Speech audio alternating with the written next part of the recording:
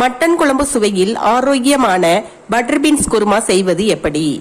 இதற்கு butter beans, 2 உருளைக்கிழங்கு, 2 பழுத்த தக்காளி பழம், சின்ன வெங்காயம், 5 காய்ந்த மிளகாய் வற்றல், 2 டீஸ்பூன் மல்லி, 1 டீஸ்பூன் ஜீரகம், சிறிது மிளகு, 5 பூண்டு பற்கள், தேங்காய், சிறிதளவு வேர்க்கடலை.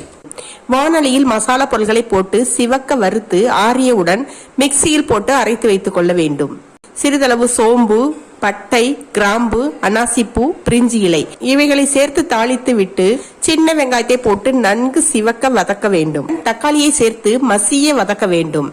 பிறகு வேக வைத்த உருளைக்கிழங்கு, 1 டீஸ்பூன் மஞ்சள் தூள், உப்பு, அரைத்து வைத்த மசாலா, 1/4 டீஸ்பூன் அளவு கரம் மசாலா இவைகளை சேர்த்து நன்றாக வதக்கி குக்கரில் வேக வைத்துள்ள பட்டர் பீன்ஸுடன் சேர்த்து மீண்டும் ஒரு சத்தத்திற்கு வேக வைத்து இறக்கிவிட வேண்டும். இப்பொழுது மட்டன் குழம்பு சுவையில் ஆரோக்கியமான பட்டர் பீன்ஸ் குருமா ரெடி.